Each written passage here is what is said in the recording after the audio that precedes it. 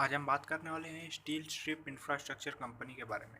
ये कंपनी इंगेजेड है बिजनेस में, इंफ्रास्ट्रक्चर के, रियल एस्टेट में, और ट्रेडिंग का भी बिजनेस है कंपनी का, कमीशन एजेंसी का भी बिजनेस है ये कंपनी का। आगे चलते हैं और भी जान लेते हैं कंपनी के बारे में।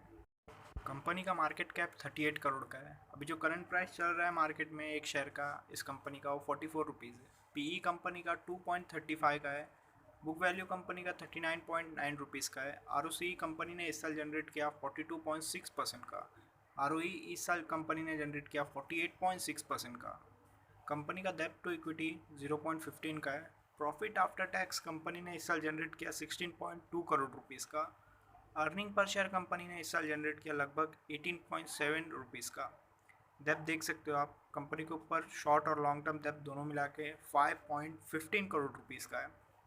कंपनी के पास कैश और बैंक बैलेंस, जिसको हम लोग कैश इक्विवेलेंट बोलते हैं, कंपनी के पास 0.70 करोड़ रुपीज़ का है। कंपनी ने दिखा दिया कि क्यों कंपनी ग्रो करेगी आगे चल के, क्योंकि कंपनी ने इस साल सेल्स करके दिखाया लगभग 1 करोड़ रुपीज़ का, क्योंकि सेल्स अब बढ़ाते जा रही है कंपनी। और आगे चलते हैं और क्वार्टरली रिजल्ट जान लेते हैं कंपनी का। सितंबर क्वार्टर में कंपनी ने सेल्स किया था 0.29 करोड़ का, जिसमें प्रॉफिट बिफोर टैक्स था 1.63 करोड़ का, प्रॉफिट आफ्टर टैक्स था 1.63 करोड़ का। अर्निंग पर शेयर कंपनी ने जनरेट किया था 1.89 रुपीज़ का। दिसंबर क्वार्टर में कंपनी ने सेल्स किया 0.31 करोड़ का, जिसमें प्रॉफिट बिफोर टैक्स था 3 करोड़ रुपीज़ का, प्रॉफिट आफ्टर टैक्स रहा 3 करोड़ रुपीज़ का। अर्निंग पर शेयर कंपनी ने जनरेट किया 3.47 रुपीज़ का। मार्च क्वार्टर में कंपनी ने सेल्स किया 0.13 करोड़ का, जिसमें प्रॉफिट बिफोर टैक्स रहा 5.76 करोड़ का। प्रॉफिट आफ्टर टैक्स कंपनी ने जनरेट किया 5.77 करोड़ रुपीज़ का। अर्निंग पर शेयर कंपनी ने जनरेट किया 6.68 रुपीज़ का। जून क्वार्टर में कंपनी ने सेल्स किया 0.27 करोड़ का, जिसमें प्रॉफिट बिफोर टैक्स रहा 5.78 करोड़ का। प्रॉफिट आफ्टर टैक्स कंपनी ने जनरेट किया लगभग 5.78 करोड़ रुपीज़ का। अर्निंग पर शेयर कंपनी ने जनरेट करके दिखाया लगभग 6.69 रुपीज़। क्वार्टर दर क्वार्टर कंपनी अपना सेल्स बढ़ाने की कोशिश कर रही है। प्रॉफिट एंड लॉस स्टेटमेंट जान लेते हैं।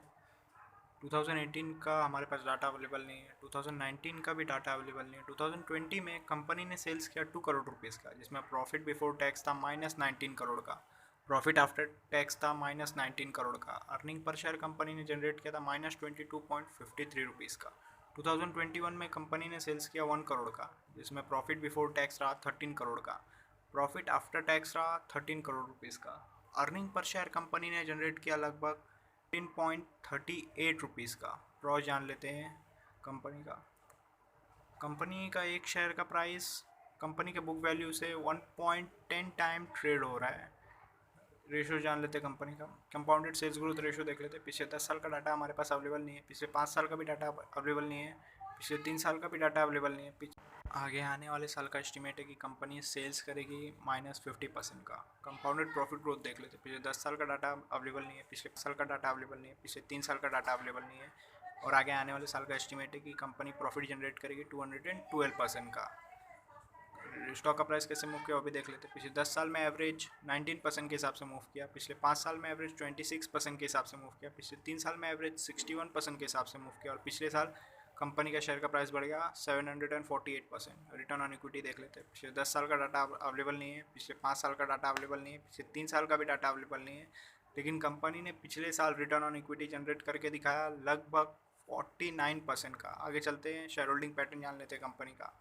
मार्च क्वार्टर में प्रमोटर्स का होल्डिंग था 50.22% का। जून क्वार्टर में कोई बदलाव नहीं हुआ, उतने का उतना ही रहा होल्डिंग। फॉरेन इन्वेस्टर ने इन्वेस्ट नहीं किया अभी तक। इंस्टीट्यूट का होल्डिंग था मार्च में 0.03% का। जून क्वार्टर में उतने का उतना ही रहा, कोई बदलाव नहीं हुआ। पब्लिक होल्डिंग था मार्च में 49.75% का। जून क्वार्टर में उतने का उतना ही रहा, कोई बदलाव नहीं हुआ। अभी तक फॉरेन इन्वेस्टर और गवर्नमेंट ने इन्वेस्ट नहीं किया कंपनी में। अगर आपको एनालिसिस अच्छा लगा तो प्लीज़ लाइक करें, शेयर करें, कमेंट करें और चैनल सब्सक्राइब करें।